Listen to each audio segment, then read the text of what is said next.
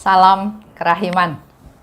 Hari ini 11 Januari kita akan baca dari dua nomor, 285 dan 319. Kita mulai ya. Dalam nama Bapa dan Putra dan Roh Kudus, amin. 285. 1934. Sekali waktu ketika aku kembali ke kamarku, aku sedemikian letih sehingga aku harus beristirahat sejenak sebelum aku menanggalkan jubahku. Dan ketika aku sudah menanggalkan jubahku, salah seorang suster minta kepadaku untuk mengambilkan dia air panas.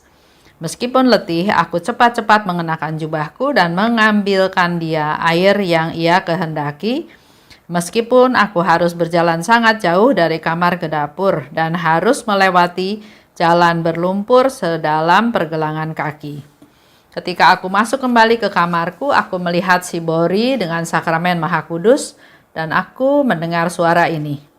Ambillah si Bori ini dan bawalah ke tabernakel. Mula-mula aku ragu-ragu, tetapi ketika aku mendekati dan menyentuhnya, aku mendengar suara ini. Dekatilah setiap suster dengan cinta yang sama seperti engkau mendekati aku. Dan apapun juga yang engkau lakukan untuk mereka, engkau melakukannya untuk aku. Sejenak kemudian aku sadar bahwa aku sendirian. 3:19. 9 Agustus 1934. Tuguran pada Kamis Putih.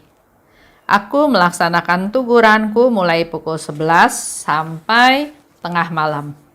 Aku mempersembahkan tuguran ini untuk pertobatan orang-orang berdosa yang keras hati, khususnya untuk mereka yang telah kehilangan harapan akan kerahiman Allah.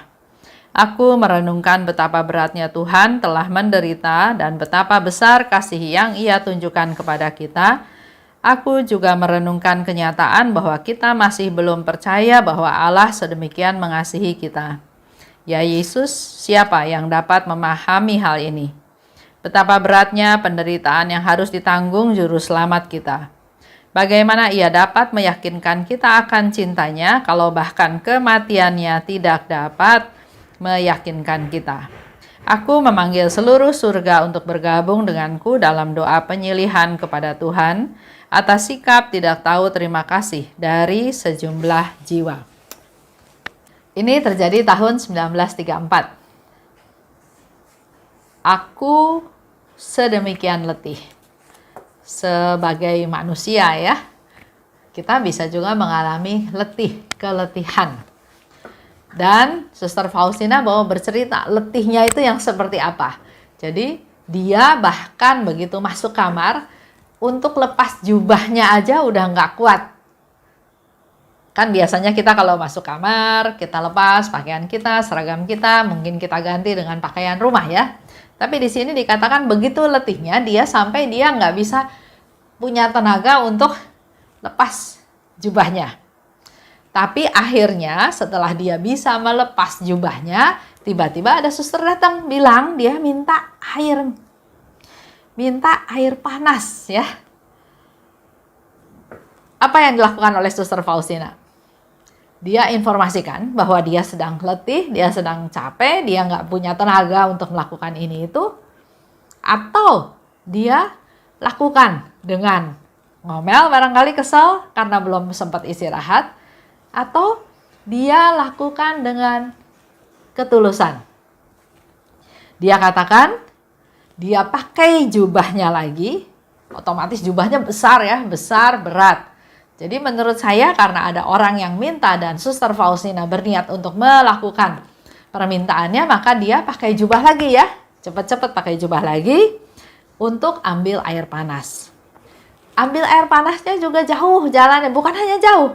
Ternyata selain jauh, jaraknya dari kamar ke dapur, tapi juga harus lewat jalan berlumpur sedalam pergelangan kaki.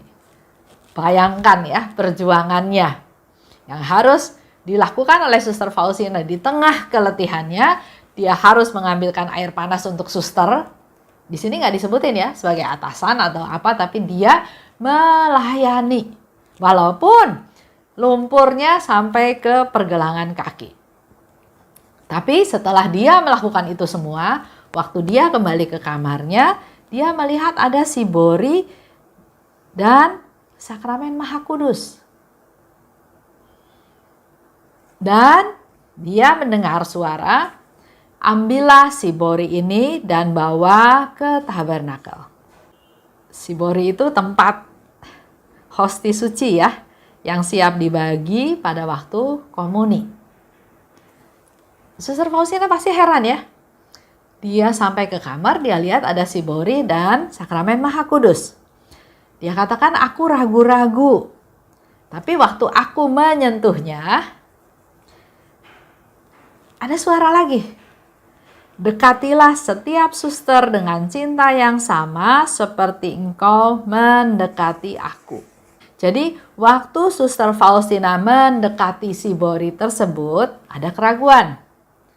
Tapi dengan penuh hormat dan dengan penuh kasih, dia mendekati sibori dan menyentuhnya.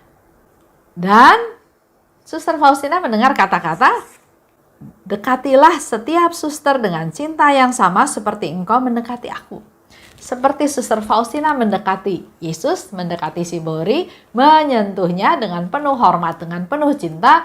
Yesus mau perasaan yang sama yang dialami oleh Suster Faustina. Hal ini juga dilakukan pada saat Suster Faustina mendekati suster-suster lainnya yang ada di sana. Dan apapun yang engkau lakukan untuk mereka, engkau melakukannya untuk aku. Apapun yang dilakukan oleh Suster Faustina pada mereka, bisa menjadi contoh juga buat kita ya. Apapun yang kita lakukan untuk anggota keluarga kita, Yesus katakan engkau melakukannya untuk aku. Karena kita sebagai alatnya, kita diminta oleh Tuhan untuk mewartakan kerahimannya, supaya orang-orang di sekitar kita mengalami kerahimannya. Oleh sebab itu, lakukan apapun yang engkau lakukan untuk mereka, laksanakan seperti engkau melakukannya untuk aku. Yesus mau Suster Faustina bersikap hal yang sama pada waktu mendekati setiap suster dengan cara yang sama, dengan hati, dengan persiapan, dengan kondisi situasi yang sama pada waktu dia mendekati sibori. Apa yang dilakukan pada sesama, itulah yang dilakukan untuk Tuhan. Satu sentuhan kasih bisa mengubah manusia lain.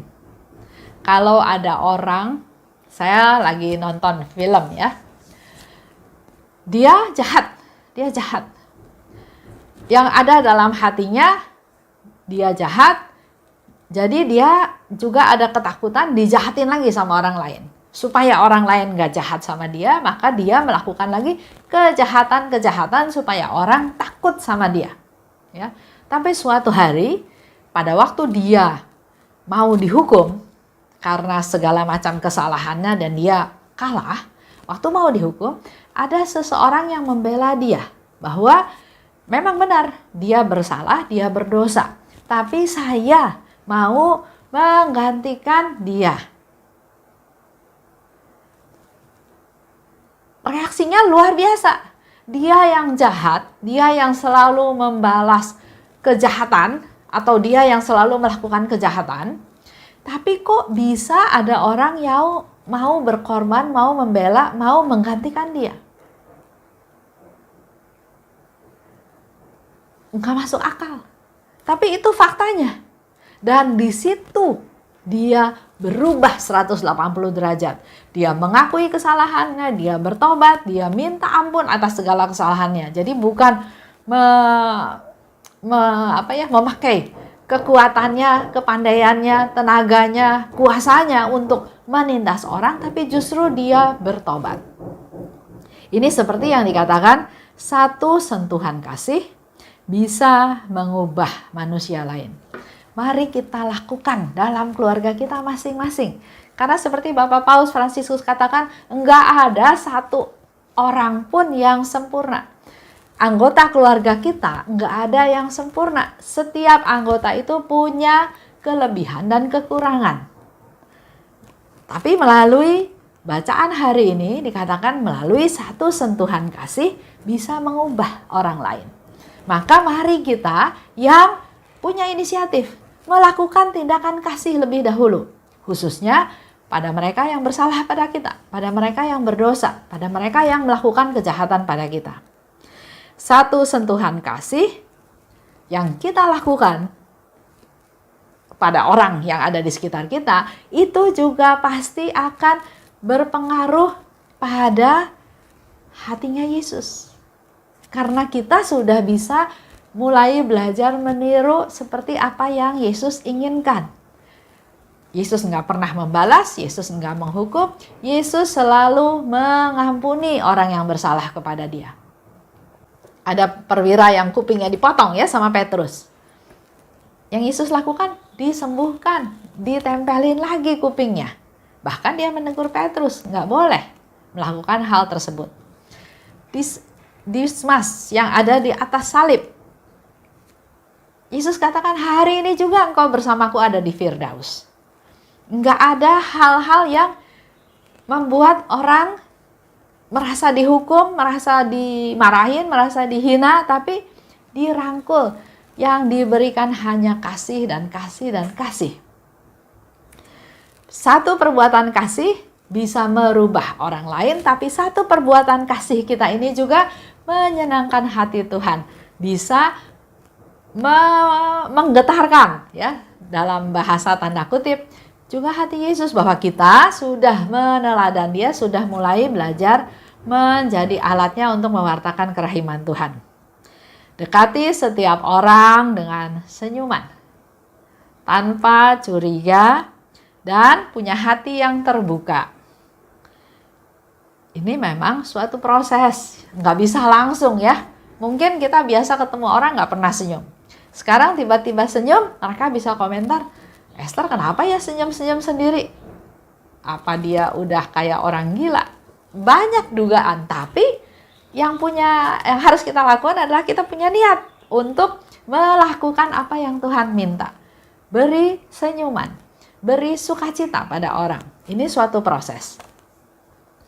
Manusia sungguh bertanggung jawab atas cara dia berhadapan dengan sesama. Kalau kita berhadapan dengan sesama dengan cara keras, dengan cara marah, dengan cara yang sesuatu yang nggak berkenan pada orang yang kita hadapi, pasti ada konsekuensinya. Dan kita harus bertanggung jawab. Kita kasar sama dia membalas kita, dia kasar lagi sama kita, bahkan dia mungkin memukul, itu sebetulnya salah kita dulu. Karena kita yang melakukan suatu kekasaran, maka kita yang harus bertanggung jawab atas apa yang sudah kita lakukan terhadap mereka. Sebaliknya, kalau kita berbuat kasih, mengasihi, senyum, kan nggak mungkin ada kita senyum kita ditampar atau kita dipukul. Terutama pada saat sesama itu berbuat jahat pada kita. Ya. Kalau dia berbuat jahat pada kita, maka yang seperti tadi contoh, mungkin karena sikap kita dulu yang awalnya kasar sama dia, sehingga dia membalas, dia berbuat jahat. Kita harus bertanggung jawab. Penyebabnya kita ya, bukan dia. Di 319 itu terjadi pada tanggal 9 Agustus 1934. Tuguran pada Kamis Putih, dan yang dilakukan oleh Suster Faustina adalah jam 11 sampai jam 12. Begitu pula dengan kami di komunitas Lumen Christi, selalu kebagian yang paling akhir. Jam 11 sampai jam 12 atau jam setengah 12 sampai jam 12 malam. Karena memang anggota dari komunitas kebanyakan adalah orang-orang yang ada di sekitar gereja tinggalnya. Dan pada waktu teguran, Suster Faustina katakan dia mempersembahkan waktu teguran tersebut untuk pertobatan orang berdosa yang keras hati, yang telah kehilangan harapan akan kerahiman Allah. Jadi orang berdosa itu macam-macam ya, ada pendosa yang malang. Nah, hari ini kita diajar oleh Suster Faustina berdoa untuk orang berdosa yang keras hati, yang nggak percaya atau nggak percaya bahwa Tuhan itu Maha Rahim. Jadi dia sudah kehilangan harapan akan kerahiman Allah. Kalau Bapak Ibu masih ingat cerita orang seorang yang sedang sekarat di rumah sakit, dia nggak mau didoain, dia nggak mau karena dia nggak percaya Tuhan itu akan mengampuni dia karena dia sudah menyebabkan satu keluarga meninggal ketabrak kereta api. Tapi melalui kuasa Tuhan, melalui kasihnya Suster Faustina, dia akhirnya juga mengalami kerahimannya Tuhan. Yang kedua, jiwa yang tidak percaya atau tidak yakin akan cintanya Tuhan pada mereka sampai Yesus wafat di kayu salib. Nggak percaya, nggak mungkin lah Tuhan itu membela saya, menderita buat saya sampai wafat di kayu salib. Dia nggak percaya Tuhan itu begitu membela dia, menyayangi dia, mengampuni dia. Mari kita juga diajak oleh Suster Faustina berdoa buat jiwa-jiwa seperti ini. Dan doanya Suster Faustina adalah dia memanggil seluruh surga untuk bergabung dalam doa silih kepada Tuhan atas sikap tidak tahu terima kasih dari sejumlah jiwa.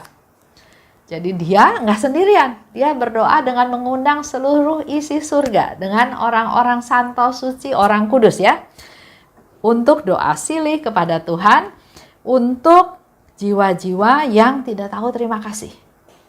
Jadi ada 3 kelompok jiwa yang didoakan ya. Yang tidak tahu terima kasih, yang tidak percaya akan kebaikan Tuhan, dan yang kehilangan pengharapan akan kerahiman Tuhan. Banyak ya yang kita bisa doakan dari 3 kelompok tersebut. Mari kita siapkan hati kita masuk ke doa penutup, tapi sekaligus juga punya hati, punya keinginan berdoa untuk 3 kelompok jiwa tersebut yang seperti Suster Faustina informasikan pada kita semua. Memang dia lakukan pada saat teguran, tapi bukan berarti kita tidak bisa melakukannya pada hari ini. Baik, kita tutup dengan doa penutup. Dalam nama Bapa dan Putra dan Roh Kudus. Amin. Allah Bapa yang Maha Baik, berilah kami kemampuan, kekuatan, khususnya juga ketulusan untuk bisa melayani sesama kami, orang-orang di sekitar kami, orang-orang yang membutuhkan, dan mampukan kami untuk punya satu pemikiran, satu konsep bahwa melayani itu penting, orang lain lebih penting dari kepentingan kami masing-masing. Turunkanlah rahmat-Mu juga Tuhan agar kami dapat berinteraksi dengan sesama kami seperti kami berinteraksi dengan Tuhan. Ada ketulusan, ada kemurnian, ada kasih yang mendasari interaksi kami, dan juga kami berdoa Tuhan untuk supaya doa-doa kami ini boleh menjadi silih untuk jiwa-jiwa yang kehilangan pengharapan akan kebaikan Tuhan, untuk jiwa-jiwa yang tidak tahu terima kasih, untuk jiwa-jiwa yang tidak percaya kepadamu. Terima kasih Bapa. Semoga rahmat-Mu turun untuk kami semua, memberkati kami semua, keluarga kami, dan siapapun yang kami doakan pada saat ini. Terima kasih Bapa, dalam nama Yesus kami berdoa dan bersyukur. Amin. Dalam nama Bapa dan Putra dan Roh Kudus. Amin. Salam kerahiman.